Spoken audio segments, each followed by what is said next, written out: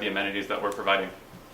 We decided TV, which although it would be nice, it's just too expensive versus the gains that we get from TV advertising.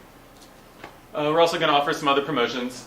For new buyers, we recommend subsidizing their moving costs. And for those who are buying our most expensive mansions, we recommend subsidizing their costs completely, 100%. Because obviously the most expensive homes are the ones we want to sell the most, and we really want to do all that we can to attract these people. Additionally, we recommended subsidizing tuition for those who are buying the most expensive houses. Presumably, the people buying the largest homes will have families or intend to have families in the near future, as this is our target market segment. So we feel that if we can attract them with a tuition discount at the school, we could both attract them into the village and also highlight our strong education system in the village. Finally, Vouchers to Shop is a fun way for all residents to get acquainted with the shops downtown. Again, we hope to have many shops that are American-owned stores, and we can get these people downtown shopping and get them acquainted with the American Village and what we have to offer.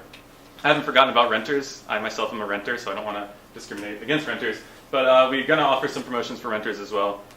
We recommend for those signing long-term leases, perhaps offering a 50% discount on their first month rent. Additionally, providing cleaning service for 3 months for those signing long-term leases, a cleaning service in their apartment. Our final promotion that we're mentioning today is Privilege Pass. This is, again, just kind of a fun way for offering for all the new residents in the American Village. Give them a pass to all the amenities in the American Village, like the gym, events, etc., just so they can get acquainted and familiarized with everything that the American Village has to offer. Pricing. Homes will range from the smallest condos at $200,000 to the largest mansions at $5 million. I understand that's a very large, broad window, and the exact prices of each home will depend on the level of customization first. As was mentioned, people have the opportunity to add custom features to their home, and obviously the more customization, the more potential cost could be added to the home. Secondly, proximity to the city center. The closer the homes are to the city center, they'll be the more desirable homes, and those will cost the most. And finally, let me touch on uncertain future economic and housing conditions. Again, we gave this price range, but we don't know what the housing conditions are going to be 5 or 10 years down the road. As we've experienced lately, even the housing market from year to year or month to month is unpredictable. And that's even in a developed country like the U.S. Russia is a new growth market. It will probably be even more volatile than the U.S. and hard to predict. So if the economic conditions are strong, if the housing market's strong, we could perhaps raise prices. If things are weak, if the conditions are weak and the housing market's weak, we may have to drop prices. This also goes in line with our promotion and ad budget. While it's expected that the homes will sell out fast, we don't know what the conditions will be like in the future. If we have to add more to the budget to attract more people, we can.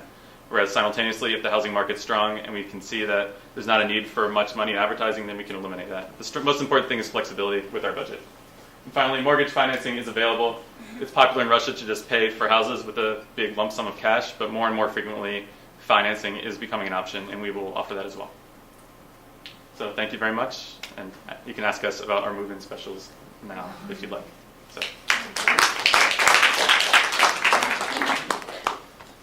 Okay, we have time for a few questions from peer reviewers. 2 questions.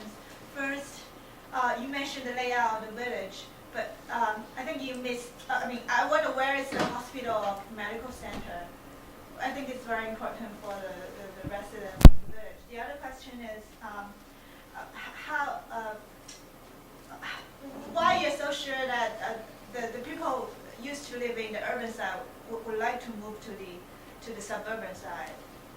How far away the village will be away from the urban place? I'll answer your first question. The hospital, the clinics, the pharmacies, the bowling alleys, the movie theaters, there's tons more amenities than what was mentioned in the presentation. We're going to put it in that one area in the business center, so pretty much around the fountain, and then we really want the housing to be all together. So it's all going to be in the center there. We also don't expect the residents to ever get sick. To answer your second question, or to touch on it, there's a lot of problems with people living in Krasnodar now. The urban cities in Krasnodar, the conditions are bad. The services, city services, mail, garbage disposal, etc., they're completely lacking. And from our research, there's just a high demand for this improved type of living to get away from all the problems that the city living comes with. problematic. And it's going to be about 15 to 20 kilometers away from the center of the city, so it's not that far. And we asked the question to the captain about traffic and infrastructure in the area. So, as mentioned, there are infrastructure problems right now. So we will be constructing a road, paved road, concrete, in that area. But we do. From what we can tell, people are still willing to live a little bit outside, even though it'll add to their commute a little bit.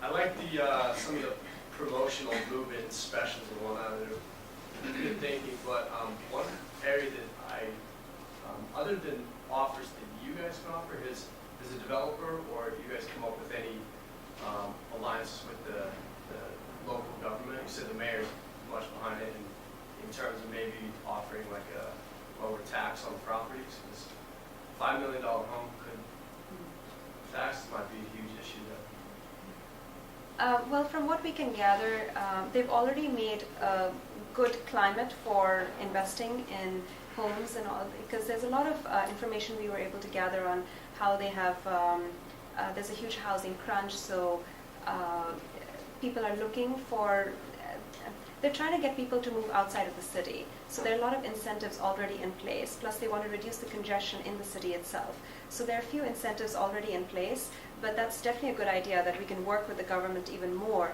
to try to come up with even better incentives. I'm not sure so much on the tax side how amenable they would be, but they have already reduced the tax rates for outside investment coming into the area. But that's definitely a good suggestion. We can think about lowering the taxes for future residents. An interesting thing that I read on your paper about, it was a cultural thing that caught my attention, is that Russians go to visit a residence between 2 and 10 times before purchasing the house. How are you going to address that on your promotional activities? How are you going to, if they have to go 2 to 10 times, so this is a lot of effort to get them there and watch them. What do you think about that? Well, one of the promotions that I didn't mention here, but we're going to offer personal tour guides and tours that will be responsible for taking people around, and of course that could be utilized more than once. Yeah. Also, this is more or less what you're talking about, but we're going to have a good website that will again let people really. We want it to be amazing, virtual tours, everything that really let people know what it's like, even if they're not actually visiting it. To add to that, we were thinking that by the visitor center we would have a little play area for children, so the parents who want to just see the homes in their own comfort without having children around, we'd have a little bit of service for that specifically.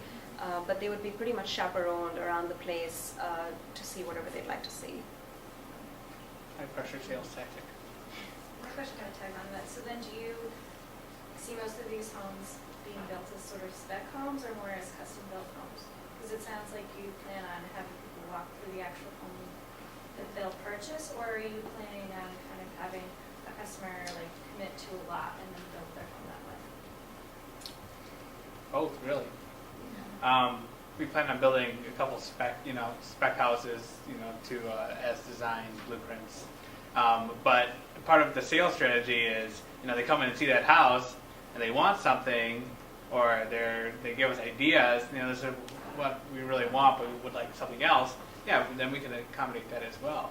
So it's gonna be both, two-pronged strategy. We're definitely gonna have blueprints of what the standard condominium looks like, as well as the single-family homes.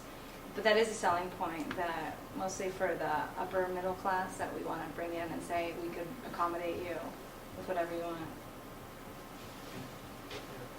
I had a few questions, but I won't get to that one. Isn't there a long lead time for the construction, so that you'd have to there'd be however many homes being constructed at the same time, and then wouldn't that delay your occupancy? It will be built in phases. So you'll sell some of the plots and then. Yeah, well, build and then the city will be divided up into the phases. Well, the first phase being pretty much spec houses, just to get people in, and further phases developing as time goes on. But yes, there is a long lead time, just like here in the U.S. If you want a house custom built, it's going to take a while.